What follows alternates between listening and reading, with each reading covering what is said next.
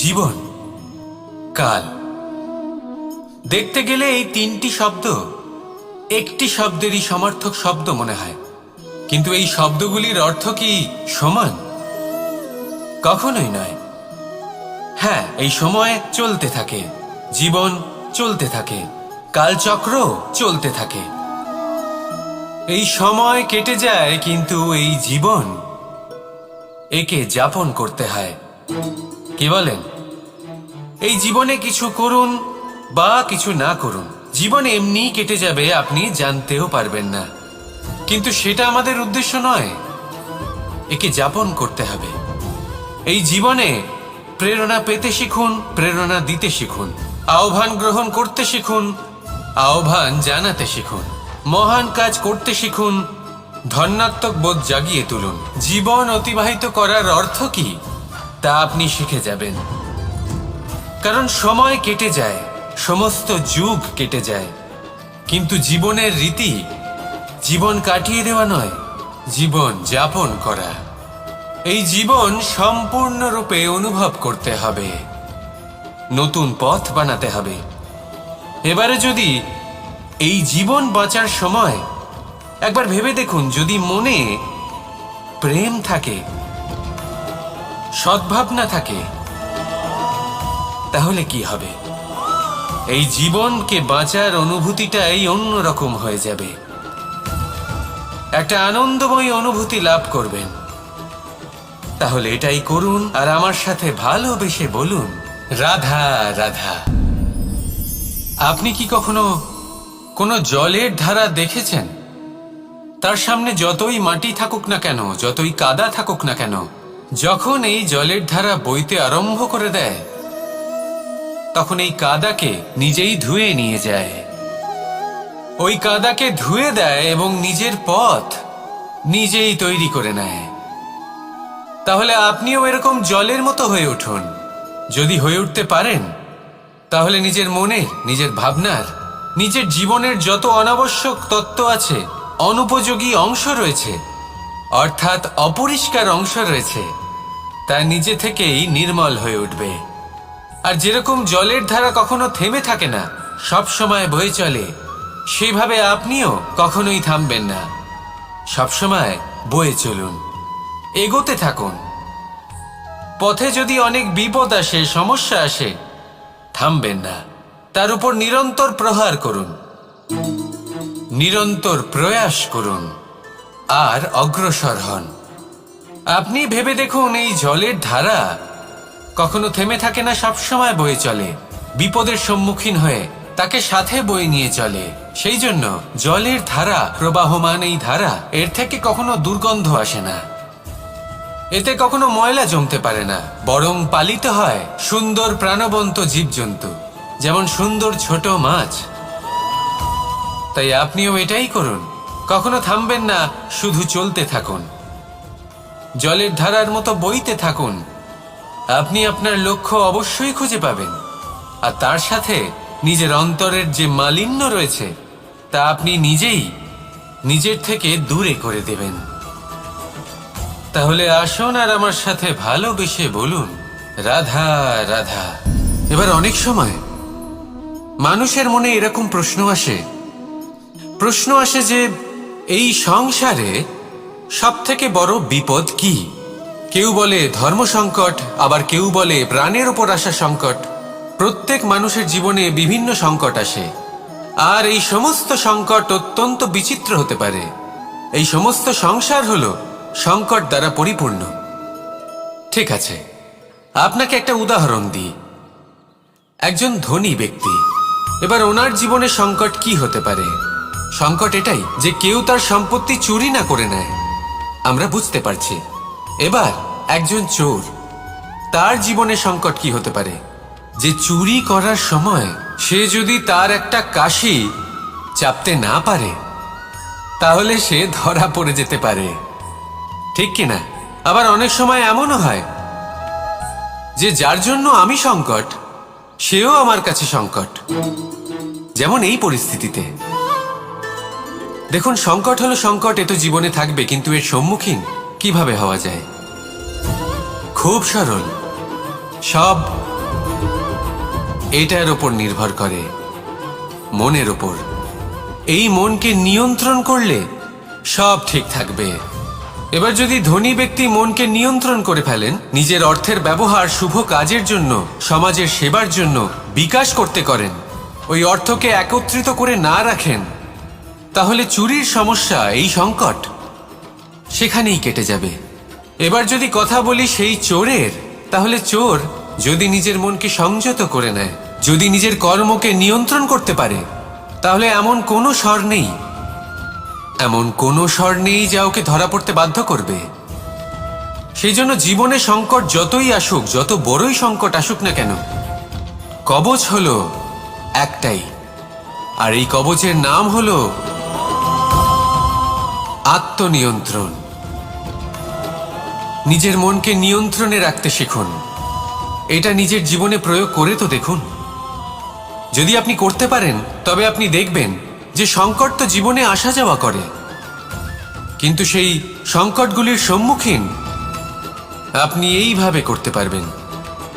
তাহলে সেটাই করুন, আর আমার সাথে ভালোবেসে বলুন, রাধা রাধা। এই দড়িটা দেখুন, ছোট ছোট রেশম দ্বারা তৈরি, এটা সরু সুতো দ্বারা তৈরি হয়েছে এটা, আর এ অত্যন্ত কোমলও বটে। আর আপনি চাইলে এটা সোজাও করে দিতে পারেন, আর চাইলে এটা বেঁকিয়েও দিতে পারেন, আর যদি চান তাহলে এটা গোল গোল করে বেঁধে কোথাও রেখেও দিতে পারেন। এবার এই কোমল দড়ি যদি কোনো নিষ্ঠুর কঠিন পাথরে বারংবার জড়িয়ে দেওয়া হয়, তাহলেও তাকেও কাটতে পারে, নিজের ছাপ ছেড়ে যেতে পারে, সেটার আকারও বদলে ফেলতে পারে। এবার এর কারণ কি? এর কারণ হলো অভ্যাস আর নিরন্তর প্রচেষ্টা। যদি আপনিও চেষ্টা করেন আর নিরন্তর কর্ম করে যান, তাহলে আপনার প্রারব্ধ পাথরের মতো কঠিনই হোক না কেন, তাতে ভাঙন ধরিয়েও আপনি নিজের লক্ষ্যে অবশ্যই পৌঁছতে পারবেন। একটা গুরুত্বপূর্ণ কথা মনে রাখবেন, সুকর্মের অভ্যাস আর নিরন্তর প্রয়াস, এই হলো সাফল্যের মন্ত্র। তাহলে জীবনে এই মন্ত্র আনুন, আর আমার সাথে ভালোবেসে বলুন, রাধা রাধা। বরদান অত্যন্ত বিচিত্র এক বিষয়, কিন্তু দেখতে গেলে এই বরদান কি না করতে পারে। এক দরিদ্রকে রাজা বানিয়ে দিতে পারে, একজন দুর্বলকে এই সংসারের সব থেকে শক্তিশালী ব্যক্তি বানিয়ে দিতে পারে। কিন্তু আমরা ভুলে যাই এক অত্যন্ত গুরুত্বপূর্ণ কথা, বরদান এই শব্দের শেষে দান লুকিয়ে রয়েছে। এই দান কথাটা অত্যন্ত গুরুত্বপূর্ণ। আমাদের মনে রাখা উচিত এই বরদান আমরা দানে পেয়েছি, আর তাই তার সম্মান করা উচিত, কখনোই অহংকার করা নয়। আর যে ব্যক্তি বরদান পেয়ে অহংকার করেন, তার যা ক্ষতি হয় তা হলো এই বরদান তার থেকে কেড়ে নেওয়া হয়।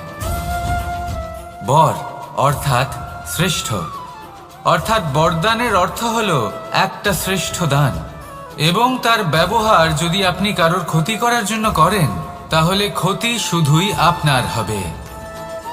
তাহলে এই বরদানের সম্মান করুন, উচিত পথে চলুন, আর উচিত উদ্দেশ্য নিয়ে এর ব্যবহার করুন, সব কিছু ভালোই হবে।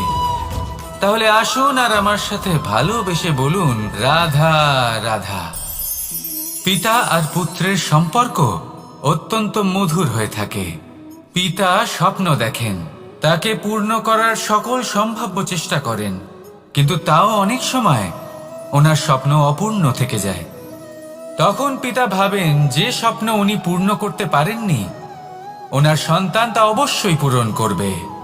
যে স্থানে উনি কখনো পৌঁছতে পারেননি, সেই স্থানে ওনার পুত্র অবশ্যই পৌঁছবে। পিতা নিজের সন্তানের ভবিষ্যৎ নিয়ে সেই স্বপ্ন দেখেন, আর যখন সেই সন্তান সামনে এগোতে থাকে, তখন তার দুঃখ হয় না, বরং গর্ব হয়। ওনার ভালো লাগে এটা দেখে যে ওনার সন্তান অনেক উন্নতি করছে। কিন্তু যখন সন্তান নিজের অভিভাবকের শক্তি দেখে, তার যশ দেখে হিংসা করতে থাকে, সমস্যা সেইখানেই শুরু হয়। সেই জন্য সকল সন্তানকে এটা মনে রাখতে হবে, দেখুন, পুত্র হবার সুবাদে এক সন্তান হবার সুবাদে এটা হলো আপনার অধিকার যে আপনি আপনার পিতার থেকে বেশি উন্নতি করবেন। আপনার পিতাও এটাই চান, কিন্তু সুস্থভাবে এটা করুন। একটা রেখা টেনে নিন যাতে আপনি তাতে এগোতে পারেন আর আপনার পিতার তাতে গর্ববোধ হয়, আর সেই বিষয়ে দুঃখ না হয় যে আমার সন্তান আমাকেই ছোট করার চেষ্টা করছে। ইতিহাস সাক্ষী রয়েছে, যে মানুষ অন্য কাউকে ছোট করার চেষ্টা করেছেন সেই মানুষই ছোট হয়ে গেছেন। আর আমার মনে হয় না আপনি এটা চান, কারণ কোনো একদিন আপনিও কারোর পিতা হবেন। আসুন আমার সাথে ভালোবেসে বলুন, রাধা রাধা। সাথী। সাথী এই শব্দটির ব্যাখ্যা কে কিভাবে করে? মিত্র, সখা, বন্ধু, কিন্তু অর্থ একটাই। তিনি যিনি আপনার সঙ্গী হন আর তিনি যার সাথী আপনি হন। এবার সব থেকে বড় প্রশ্ন হলো এটাই যে তিনি কে হতে পারেন যাকে আপনি আপনার সাথী বলে মেনে নিতে পারেন, নিজের সখা, নিজের মিত্র, নিজের বন্ধু মেনে নিতে পারেন। আপনার সাথী হলেন তিনি যিনি দুঃখের সময় আপনার পাশে থাকবেন, আপনার হাত ধরে থাকবেন। আপনার সাথী হলেন তিনি যার হাত আপনি নিজের সুখের দিনে ধরে থাকবেন। সেই সাথীরই হাত ধরুন যিনি দুঃখে সবসময় আপনাকে সাহায্য করার জন্য তৎপর হয়ে থাকেন, আপনার পাশে থাকেন, আর যাকে সুখের দিনে আপনি আপনার সাথে রাখতে পারেন। আর যখন আপনার সাথে আপনার এই সাথী থাকবে তখন আপনি এটা বুঝবেন যে যখন জীবনে দুঃখ আসে তখন এই দুঃখ কমে যায়, সবার মধ্যে ভাগ হয়ে যায়। আর যদি তখন সুখ আসে তাহলে সেটা সবার উপস্থিতিতে আরো বেড়ে যায়। এটাই হলো প্রেম, এটাই হলো ভালোবাসা, এটাই হলো সঙ্গ। যেমন সম্পর্ক আমার আর রাধার মাঝে। তাহলে আসুন আর আমার সাথে ভালোবেসে বলুন, রাধা রাধা। আমাদের মনে যখন কোনো প্রশ্ন ওঠে, কোনো দ্বন্দ্ব জাগে, তখন আমরা যাই আমাদের গুরুর কাছে, আমাদের আরাধ্যের কাছে গিয়ে জিজ্ঞেস করি। এইভাবেই একদিন আমি পৌঁছলাম আমার আরাধ্যের কাছে, আমার মহাদেবের কাছে, আর ওনাকে প্রশ্ন করলাম যে মহাদেব, জীবনে আনন্দ পাওয়ার, উৎসব পালনের, প্রেম ভাগ করে নেবার, জীবনকে উপভোগ করে নেওয়ার সর্বশ্রেষ্ঠ সময় কোনটা? মহাদেব হাসলেন আর উনি বললেন, জীবনে উৎসব পালনের সব থেকে শ্রেষ্ঠ দিন হল মৃত্যুর ঠিক আগের দিনটা। প্রেম ভাগ করে নেওয়ার সব থেকে শ্রেষ্ঠ মুহূর্ত হল মৃত্যুর ঠিক আগের মুহূর্ত। জীবনকে উপভোগ করে নেওয়ার সর্বশ্রেষ্ঠ প্রহর হল মৃত্যুর এক প্রহর পূর্বে। তখন আমি চমকে গেলাম। আমি বললাম, কিন্তু মহাদেব, মৃত্যু তো অনিশ্চিত, আমরা জানিও না কবে আমাদের মৃত্যু হবে। মহাদেব আবার হাসলেন। উনি বললেন যে যদি আমরা এভাবে জীবন কাটাই যে আমরা জীবনের প্রত্যেক দিন, প্রত্যেক মুহূর্ত, প্রত্যেক প্রহর শেষ বলে মনে করি, তাহলে আমাদের সমস্ত জীবন আনন্দের সাথেই অতিবাহিত হবে। কি বলেন? তাহলে আপনিও এই কথা মনে রাখুন আর আমার সাথে ভালোবেসে বলুন, রাধা রাধা। জীবনে অগ্রসর হওয়ার জন্য আমাদের কাকে প্রয়োজন হয়?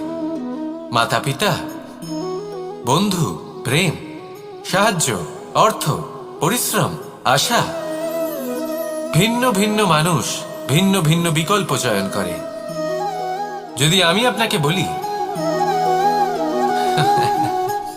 তাহলে জয় আর পরাজয়ের মন্ত্র দুটো শব্দের উপর নির্ভর করে, মেনে নেওয়া আর দৃঢ় হওয়া। যদি মেনে নেন তাহলে হেরে যাবেন, যদি দৃঢ় হন তাহলে নিশ্চিত রূপে জয়ী হবেন। যদি কখনো আপনি ক্লান্ত হয়ে ওঠেন, আপনি দুঃখী হন, পুরোপুরি ভেঙে পড়েছেন, তখন মেনে নেবেন না যে আপনি ভেঙে পড়েছেন, নয়তো হেরে যাবেন। তখন উল্টে স্থির করবেন যে যাই হয়ে যাক না কেন আমি জয়ী হবই। আর আপনি দেখবেন যে জয় নিশ্চিত রূপে আপনার কাছেই আসবে। তাহলে এই কথা মনে রাখবেন আর আমার সাথে ভালোবেসে বলবেন, রাধা রাধা। আপনার জীবনে আপনার প্রকৃত বন্ধু আসলে কে? আপনার সব থেকে শ্রেষ্ঠ মিত্র আসলে কে? তিনি যিনি সময় এলে পরে আপনাকে সাহায্য করেন, নাকি তিনি যিনি সময় এলে পরে আপনাকে অর্থ দেন? দেখুন, আমরা হলাম মানুষ, আমাদের জীবনে লেনদেন চলতেই থাকে। এটা আমাদের জীবনের অভিন্ন অংশ। কিন্তু অনেক সময় এমন হয় যে আমরা তাকেই নিজের প্রকৃত বন্ধু বলে মনে করি, যিনি আমাদের একটা বহুমূল্য উপহার দেন, ঠিক কিনা? এবার আপনার জীবনে সেই বহুমূল্য উপহার কোনটা, ওই অমূল্য মিত্র আসলে কে, সেই সিদ্ধান্ত হলো আপনার। কিন্তু যদি আপনি আমাকে জিজ্ঞেস করেন, তাহলে আমার মতে স্বর্ণ, হিরে, মুক্ত, ধন এগুলো বহুমূল্য নয়। বহুমূল্য হলো সঙ্গ, যখন আপনি একা হয়ে যাবেন; সময়, যখন আপনার তাকে প্রয়োজন হবে; সমর্পণ, যখন আপনার বিশ্বাসের প্রয়োজন পড়বে। যে মানুষ আপনার প্রতি এই 3 গুণ প্রদর্শন করেন, যিনি আপনার কঠিন সময়ে আপনাকে অবশ্যই সঙ্গ দেবেন, যখন আপনার প্রয়োজন পড়বে আপনাকে অবশ্যই সময় দেবেন, আপনার প্রতি সম্পূর্ণ সমর্পিত থাকবেন, সেই হলো আপনার আসল মিত্র, সেই হলো আপনার প্রকৃত বন্ধু। কারণ সত্যি বললে, বন্ধুত্বের অর্থই হলো নিজেকে সম্পূর্ণরূপে কারোর কাছে সমর্পণ করে দেওয়া। তাই আপনার সেই বন্ধুর জন্য নিজের প্রাণ উজাড় করে দিন, আর ভালোবেসে বলুন, রাধা রাধা। মানুষ জীবনে 3টে কাজ অবশ্যই করে থাকে: কিছু দান করে, কিছু গ্রহণ করে, আর কিছু ত্যাগ করে দেয়। এটাও ভাবতে থাকে যে এটা করলে কিভাবে করবে। দেবার জন্য পর্যাপ্ত ধন নেই, নেবার জন্য সংসারে অত স্নেহ নেই, আর ত্যাগ করার জন্য জীবনে এত সুখই নেই, তাহলে কিভাবে করবে? আসলে আমরা বস্তুগত চাহিদা অর্জনে এত ব্যস্ত হয়ে পড়ি যে আমরা বুঝতেই পারি না যে কি নেবার আছে, কি দেবার আছে, আর কি ত্যাগ করার আছে। তাহলে আজ আমি আপনাকে বলেই দিই, মনে রাখবেন এই 3টে গুরুত্বপূর্ণ গুণ, 3টে গুরুত্বপূর্ণ কথা।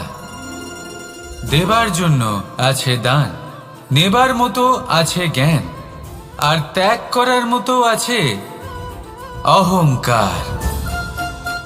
যখন আপনি দান করতে শিখে যাবেন, জ্ঞান অর্জন করার শক্তি আপনা থেকেই আপনার মধ্যে চলে আসবে। আর যখন এই জ্ঞান আপনার মধ্যে প্রবেশ করবে, অহংকার আপনা থেকেই আপনার থেকে দূরে চলে যাবে।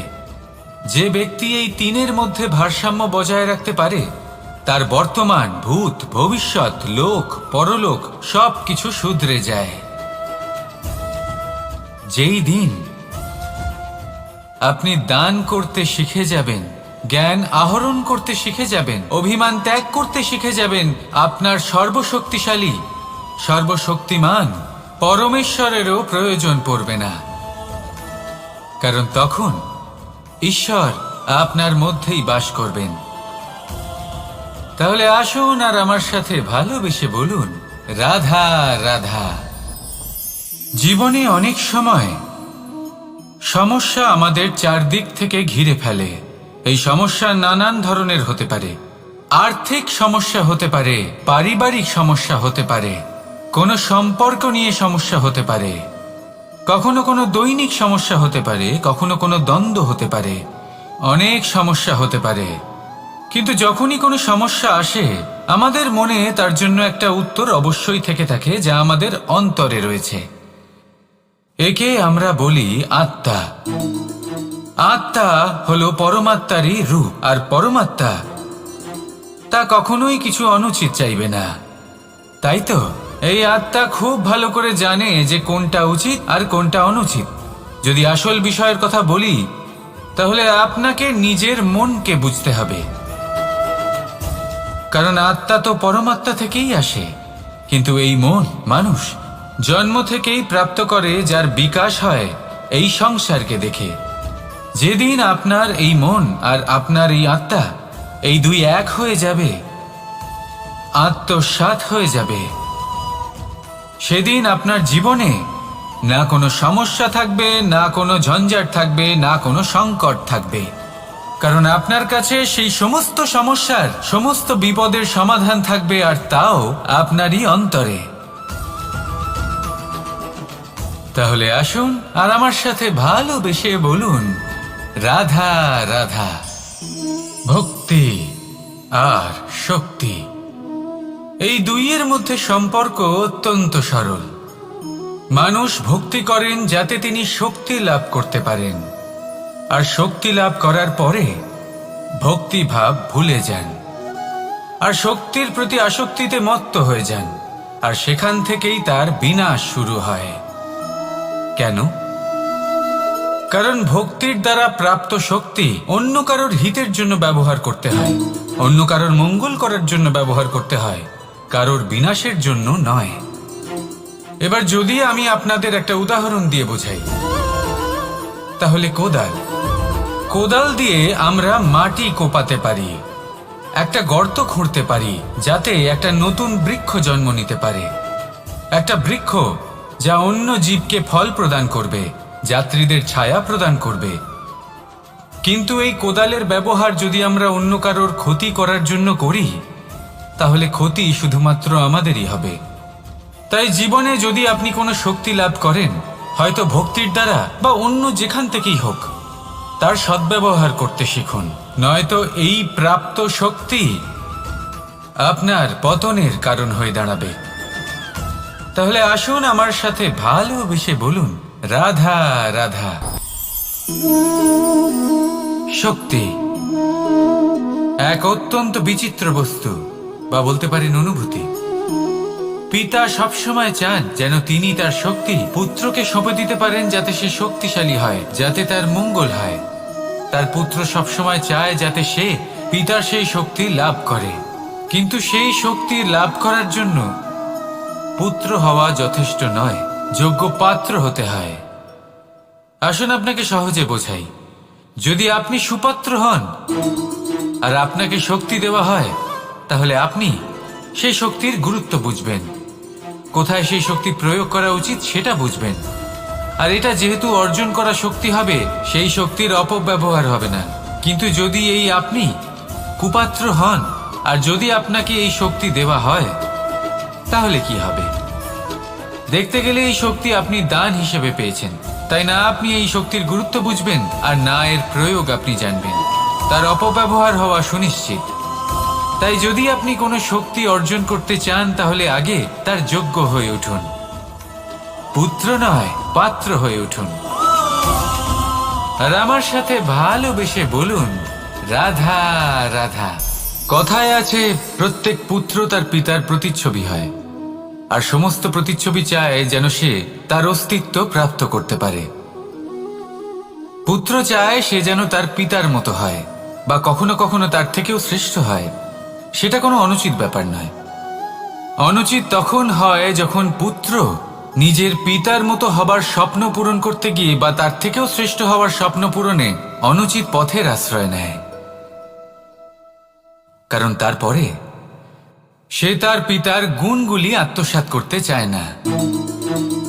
সে শুধুই এটা চায় যে সংসারের চোখে যেন আমি শ্রেষ্ঠ প্রমাণিত হই। এটা অনুচিত। সংসারে এমন অনেক মানুষ আছেন যারা এই কারণে শ্রেষ্ঠ হবার চেষ্টা করেন যাতে তার পরিবারে তার পিতার সম্মান বৃদ্ধি পায়। এমনও মানুষ থাকেন, আর এটাই হলো পার্থক্য উদ্দেশ্যের। মনে রাখবেন, যদি আপনার উদ্দেশ্য শুভ হয় তাহলে পথও শুভ হবে, যদি আপনার উদ্দেশ্য অশুভ হয় তাহলে পথও অশুভ হবে। তাহলে নিজের পিতার মতো হবার চেষ্টা অবশ্যই করুন, তার থেকেও শ্রেষ্ঠ হওয়ার চেষ্টা অবশ্যই করুন, কিন্তু মনে রাখবেন আপনার সংকল্প আর আপনার উদ্দেশ্য এই দুই শুভ হওয়া উচিত। তাহলে আসুন আর আমার সাথে ভালোবেসে বলুন, রাধা রাধা। শক্তি শক্তি অর্জন করা এতটা কঠিন নয় যতটা শক্তি লাভ করার পরে সেই শক্তি সামলানো কঠিন হয়। কারণ যেই মানুষ শক্তি লাভ করে তার মনে গর্ববোধ জন্মায়, জন্মায় অহংকার, জন্মায় জেদ। তাই শক্তি প্রাপ্ত করার সাথে বিনম্র থাকাও অত্যন্ত আবশ্যক। আর এটা আমাদের শেখা উচিত বৃক্ষের থেকে। বৃক্ষ যা আমাদের ফল দেয়, বৃক্ষ যা যত ফল দেয় ততটাই ঝুঁকে যায়। আমরা পাথর মারি ওই বৃক্ষের থেকে ফল প্রাপ্ত করার জন্য। সেই পাথরের মার সহ্য করেও বৃক্ষ আমাদের ফল দেয়। কোনো গর্ববোধ নেই, কোনো অহংকার বোধ নেই, আর সেই জন্য এই বৃক্ষের পুজো করা হয়। এটাই হলো মাহাত্ম্য শক্তির সাথে বিনম্রতার। যদি এই শক্তি সৃজন করে থাকে, সাহায্য করে থাকে, সম্বল হয়ে থাকে, তবেই সেই শক্তি উপযুক্ত। আর নয়তো সেই শক্তি একদিন আপনাকে আসক্ত অবশ্যই করবে। তাহলে শক্তি অবশ্যই অর্জন করুন, কিন্তু তার সাথে সেই শক্তি সামলানোর মতো বিবেকও আপনাকে অবশ্যই জাগ্রত করতে হবে। তাহলে আসুন আমার সাথে ভালোবেসে বলুন, রাধা রাধা। অহংকার অত্যন্ত বলশালী হয়। এই অহংকার মানুষকে কখনো নত হতে দেয় না। অদ্ভুত ব্যাপার, এই অহংকার যা মানুষকে কখনো নত হতে দেয় না, সেটাই তার পতনের কারণও হয়ে দাঁড়ায়। যেখানে মানুষ এটা ভাবতে শুরু করে যে শুধুমাত্র সেই যোগ্য, সেখান থেকেই তার পতনের আরম্ভ, ঠিক কিনা? দেখুন, যদি কোনো মানুষ এটা ভাবে যে আমি সব কিছু করতে পারি, তাহলে তা হলো বিশ্বাস। কিন্তু যদি সে এটা ভাবতে থাকে যে শুধুমাত্র আমি এই কাজ করতে পারি, তাহলে তা হলো সেই ব্যক্তির অহংকার। আর এটা আপনাকে বিনাশের দিকে অবশ্যই নিয়ে যাবে। মনে রাখবেন, যখন আমি আর শুধুমাত্র এই দুই এক হয়ে যায়, সেখান থেকে আপনার পতনের সূত্রপাত হবেই। তাই আপনি কখনোই এই অহংকারের চক্রব্যূহে ফেঁসে যাবেন না। বিশ্বাস রাখুন নিজের ওপর এবং অন্যের ওপরও। আর মনে রাখবেন, বিশ্বাসের মধ্যে বিশ্বের প্রত্যেকটা বস্তু বসবাস করে। তাই এই অহংকারকে ত্যাগ করে ফেলুন আর আত্মবিশ্বাসের ওপর মনোসংযোগ করুন। আর আমার সাথে ভালোবেসে বলুন, রাধা রাধা। মানুষ নিজের জীবনে ঈশ্বরকে খুব মান্য করে, ওনার জন্য কি না করে। ভিন্ন ভিন্ন নামে তাকে স্মরণ করে, তাকে পুজো করে, তার আরাধনা করে। সে জানে যে ঈশ্বর তাকে শক্তি অবশ্যই দেবেন, তাকে সাহায্য অবশ্যই করবেন। কিন্তু যখন প্রশ্ন আসে গুরু এবং ঈশ্বরের, তখন গুরুর মান কখনো কম হওয়া উচিত নয়। কারণ সত্যি বলতে কি, গুরুই হলেন সেই সিঁড়ি যা বেয়ে আপনি ঈশ্বরের কাছে পৌঁছানোর পথ খুঁজে পাবেন। সেই পথ আপনি গুরুর থেকেই পাবেন। গুরু না থাকলে আপনি কখনো ঈশ্বর লাভ করতেই পারবেন না। আর জীবনে অনেক সময় লক্ষ্যের থেকেও অনেক বেশি গুরুত্বপূর্ণ হলো পথ। তাই এই পথের সম্মান করতে শিখুন, অর্থাৎ গুরুকে সম্মান করতে শিখুন। কারণ গুরুই হলেন পরমেশ্বর। তাহলে আসুন আর আমার সাথে ভালোবেসে বলুন, রাধা রাধা।